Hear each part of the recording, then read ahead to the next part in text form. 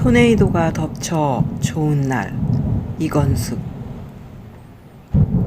도시는 인간의 얼굴이고 깊은 산속은 인간의 영혼이라는 생각이 혼자 간 산행에서 퍼뜩 애경의 머리를 스쳤다. 그간 남편은 인간의 얼굴에 맞춰 치장하고 살아가느라고 그렇게 변한 것이 틀림없다. 밉살 맞던 남편이 측은하다는 생각이 들었다. 맑은 공기와 산의 정기가 주는 마음의 고요함 탓일 게다. 당신 이게 반찬이라고 했어? 우리 강아지 포미에게 줘도 먹지 않겠다.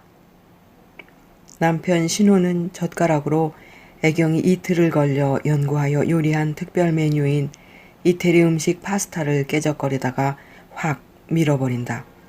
식탁 밑으로 떨어지지 않은 것이 다행이었다.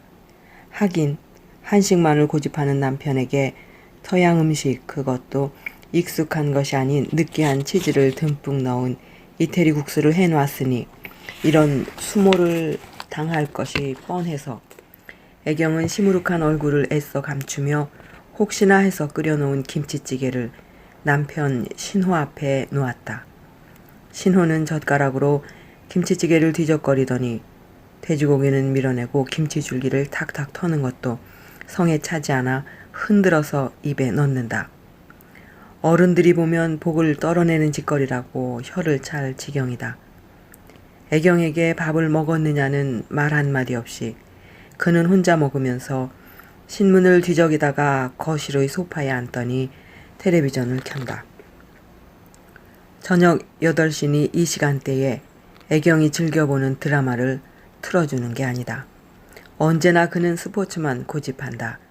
딸이 시집가기 전만 해도 TV 채널을 놓고 부녀 간에 티격태격거렸는데 이제 그렇게라도 반항할 사람이 없으니 남편은 소파에 일자로 누워 실눈을 뜨고 화면을 응시한다. 애경은 식어버린 이태리 국수 파스타를 혼자 먹으면서 눈가로 눈물이 질척하게 흐른다.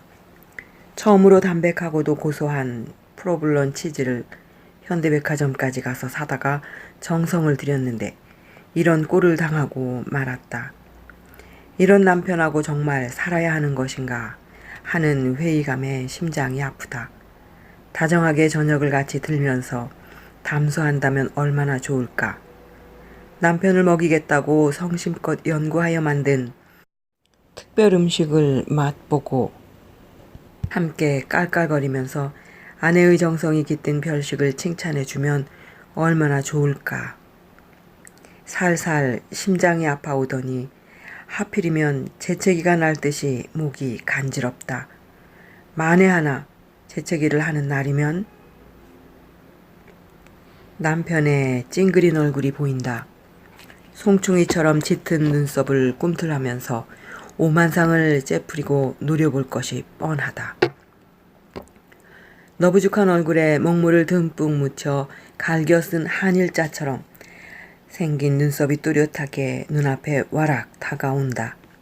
청청한 소나무 잎에 들러붙은 가운데 손가락만한 크기의 살이 통통 오른 송충이로 둔갑한 남편의 눈썹에 애경은 몸을 도사리며 가만히 침을 삼킨다. 놀랍게도 남편의 송충이 눈썹이 그녀의 간지러운 목을 가라앉혀 주었다. 어떻게 저런 사람이 교인들과 그렇게 잘 어울리는지 그건 신비에 속한다니까. 교인들에게 하는 백분지 일만 내게 해줘도 이렇게 가슴이 아프지는 않을 텐데. 애경은 정말 죽고 싶었다. 지금 당장 이 자리에서 숨이 멎는다면 얼마나 복된 죽음일까.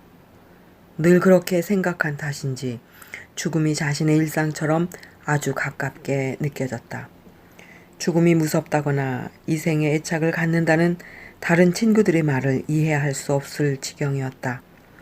죽어 땅에 묻혀있는 것보다 개처럼 살아서 숨이 붙어 살아가는 이 땅 위의 삶이 좋다는 사람들의 말도 동의할 수 없다. 그만큼 애경은 죽음을 동경하고 그리워하고 있었다. 한국이 자살하는 나라로 세상에 널리 알려진 걸 보면 그녀도 그들 대열에 끼어 자살할 수도 있다. 아들, 딸이 결혼하기 전에는 장차 맺어질 사돈들과 자식들이 자살한 어미를 두었다고 기가 죽고 혹여나 결혼에 지장이 있을까봐 감히 자살을 단행하지 못했다.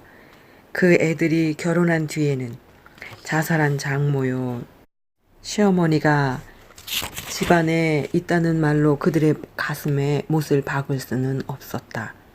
더구나 스스로 목숨을 끊으면 죽은 뒤에 영원히 꺼지지 않는 불구덩이에 떨어진다니 그것도 무서웠다. 그러니 그저 자연스럽게 목숨이 끊어지기를 기다릴 수밖에 없다. 애경은 조용히 천정을 올려다보면서 기도한다. 제발 죽게 해달라고. 잠을 자는 동안 순식간에 저생으로 가게 해달라고 말이다. 관상 동맥이 막히면 갑자기 심장이 퍼프지를 멈추고 숨이 끊어진다는데 그렇게 심장에 마비가 오기를 소원했다. 이 세상을 얼른 하직하고 싶다고 간절히 중얼거렸다.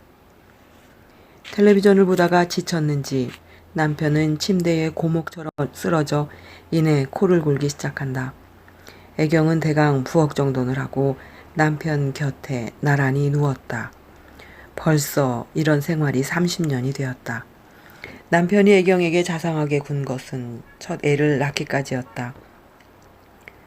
그 시절에는 다른 남편들만은 못했지만 그래도 관심을 가지고 서로 마주보고 누워서 잠을 청했다. 하지만 지금은 애경이 자신도 남편처럼 등을 돌리고 지구 한 바퀴를 돌아와야 만날 수 있는 자세로 누워있다. 남편에게 가는 길은 그녀가 등을 돌려 남편의 등을 안는 길밖에 없었다. 신혼 시절 느꼈던 가슴 가득 안겨오던 그의 등을 천천히 힘을 주어 껴안았다. 그녀의 숨결을 느꼈는지 끙 하면서 남편이 잠에서 깨어나는 듯했다. 그녀에게 돌아 누우면서 다정하게 안아주기를 기대하고는 애경은 살짝 흥분했다. 순간 그녀의 가슴에 전해지는 긴박한 통증으로 인해 숨이 멎는 듯했다. 얼마나 세차게 그가 팔꿈치로 가슴을 밀어냈는지 정통으로 숨통을 강타당한 그녀는 얼마간 정신을 차릴 수가 없을 정도로 숨을 쉴 수조차 없었다. 이 여자가 미쳤어. 곤히 잠자는 남편을 이렇게 귀찮게 굴어? 집안에서 편안하니까 그런 짓거리만 생각나는 모양이군. 남편의 저질적인 말에 민망해진 애경은 뒤로 물러서며 가슴을 쓰다듬었다. 너무 신경을 쓴 탓인지 명치 끝이 자근자근 아파온다.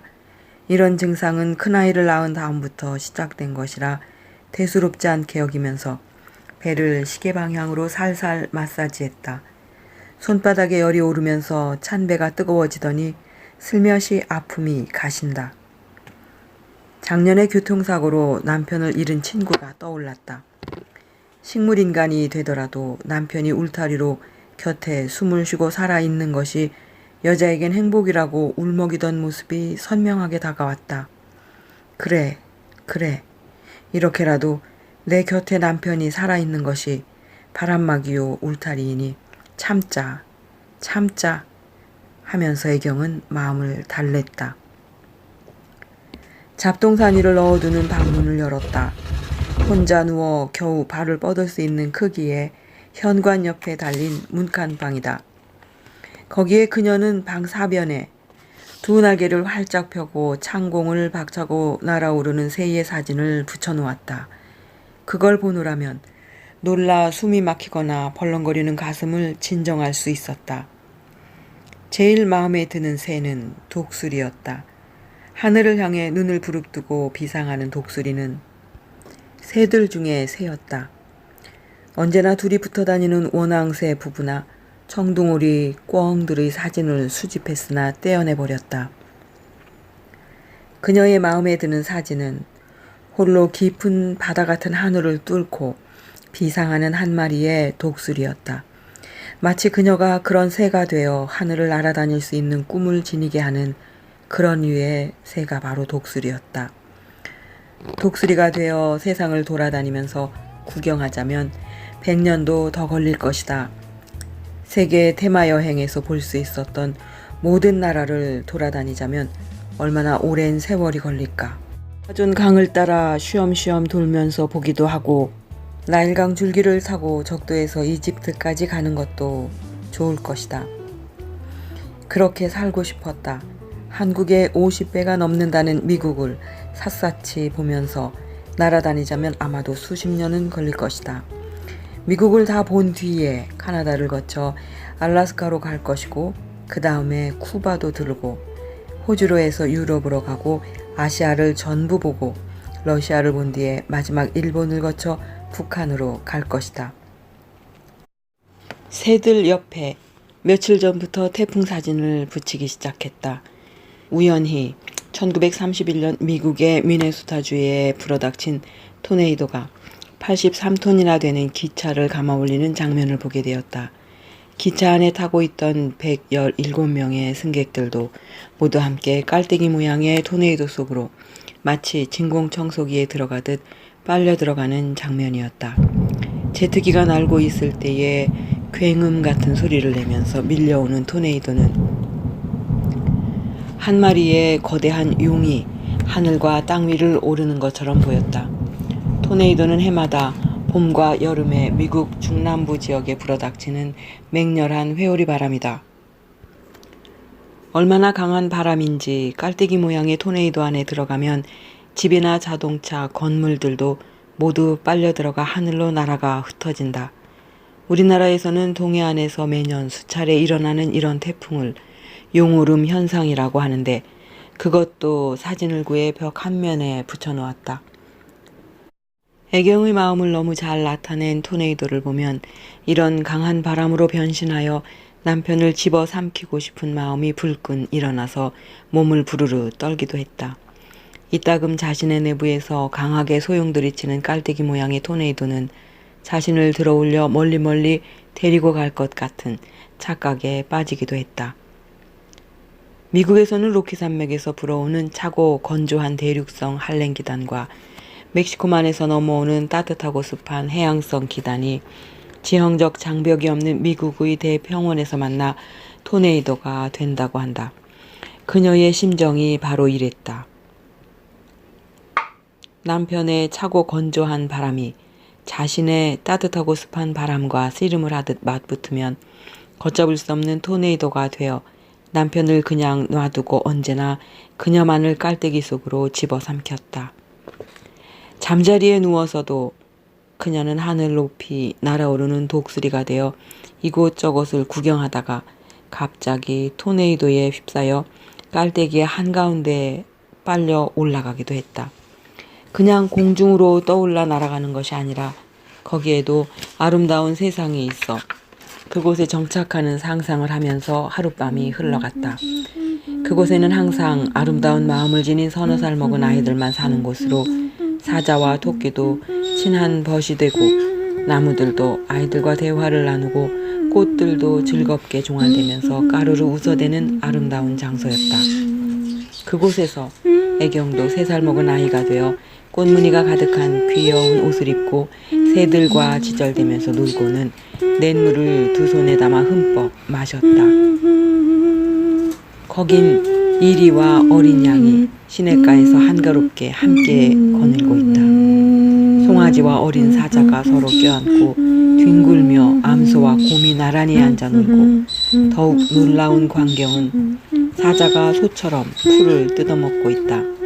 젖 먹는 아이가 독사의 구멍에 손을 넣고 꼼지락거리고 있고 젖된 어린아이가 독사의 굴에 손을 넣고 휘저으며 차가운 독사의 등을 어루만지면서 깔깔 웃어댄다.